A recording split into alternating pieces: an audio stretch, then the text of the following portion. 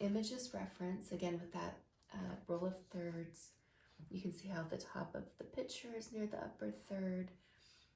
This is near the other 1/3 quadrant, third. So that's very helpful. And I think I'll end up having another pussy willow come straight up.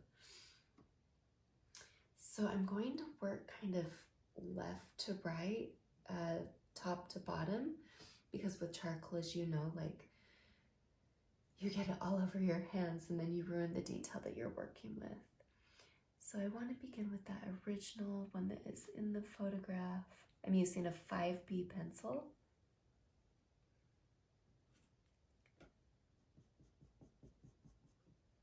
And I'm just going to start laying in value and just refining each element.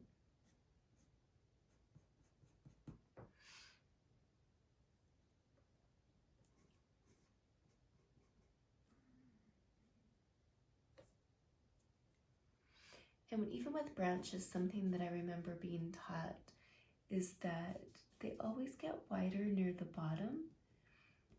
And if you look at a tree, like the limbs of a tree, like and the trunk of a tree, it's always wider at the bottom. The same with our fingers. Where our fingers meet our hands, the trunk of our fingers get wider at the bottom.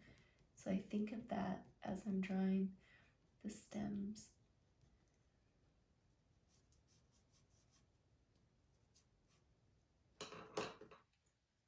And here.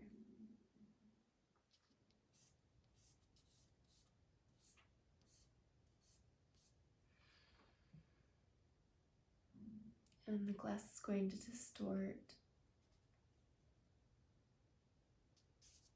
whatever you have within a glass, whether it's flower stems, etc. You just want to watch for, you can see in the photo, just how the glass will kind of distort what you are depicting. So just keep that in mind.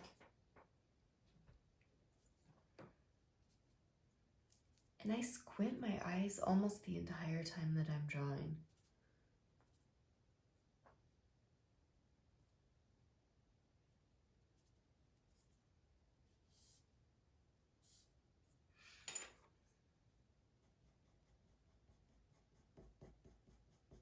Using some hatching.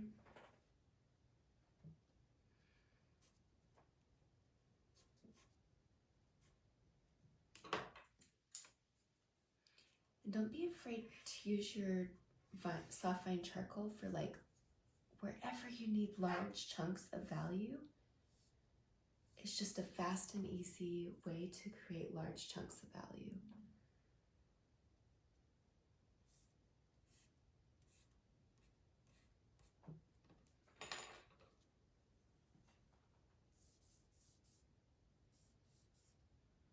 And you can use blending stumps,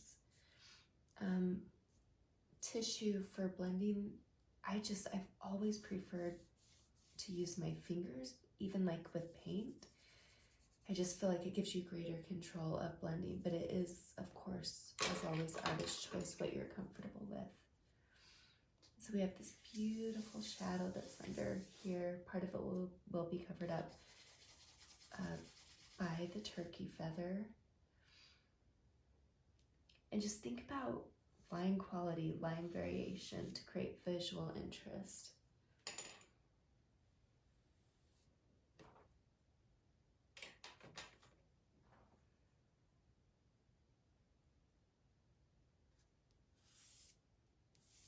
I want to see your personal style, you know, in these works. We all have our own style, the way that how hard or how light we press, how we perceive things. I want to see your style. I don't want you to try to draw like anybody else.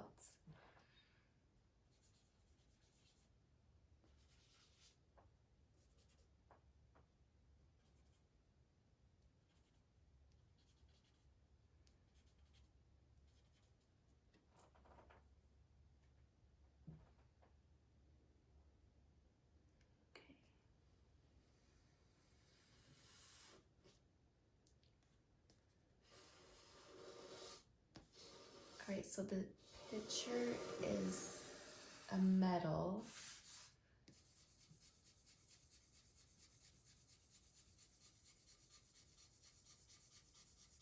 And you can even see with my soft fine charcoal how I'm using hatching to get those large chunks of value. And I love this like reflected light that's down here. So look for the light, try to keep where areas of light and highlights are just kind of untouched by pigment.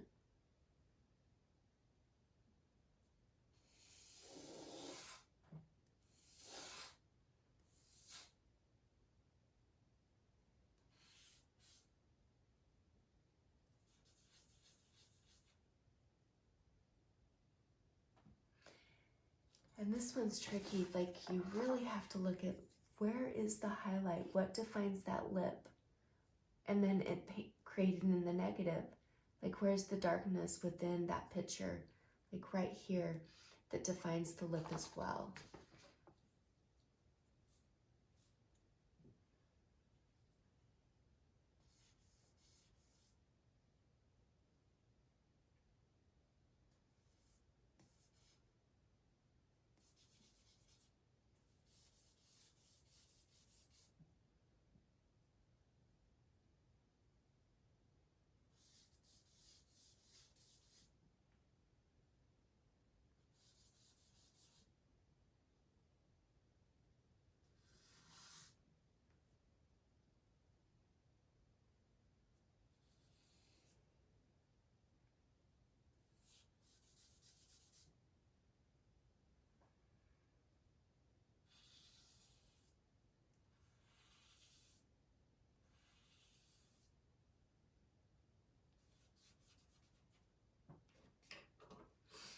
And for areas where you need like more definition, you can start to bring in.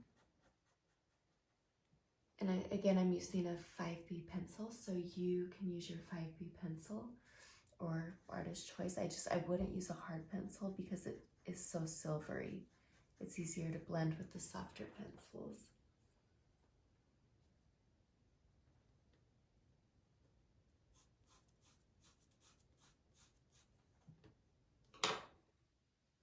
And use the subtractive method. It's okay to pick up pigment to define your objects.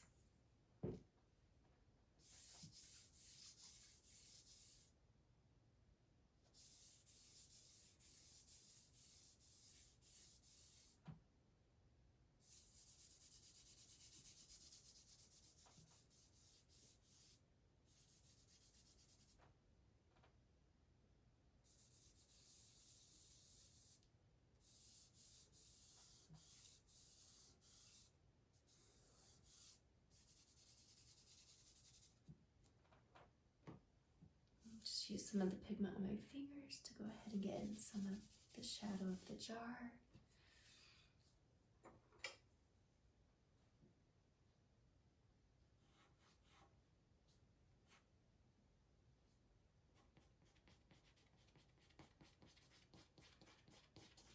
And always pay attention to shadows. They are as beautiful, if not more so, than the actual objects themselves. As you're hatching and cross-hatching, think about the surface that you're describing. And so, for example, for this round surface, like I'm going to follow the shape of the object, that kind of like round base that's here. Every line that I create, I want it to support the object that I'm describing.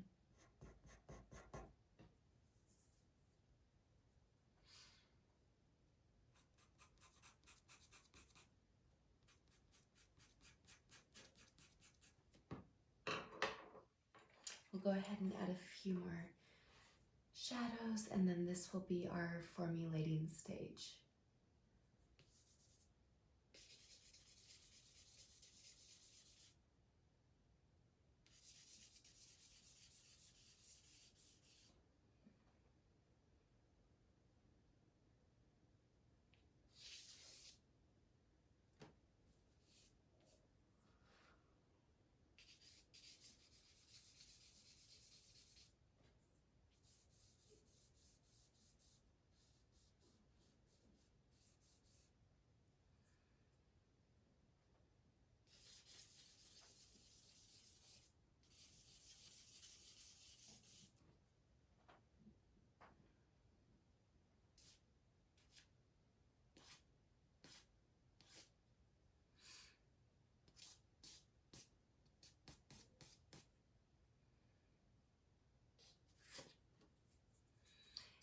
for smaller areas where you need your soft line, just break off the pieces. Like if you're painting, the size of your brush should match the area that you're describing, and when you're drawing, the size of your chalk should also match the size and shape of what you are depicting.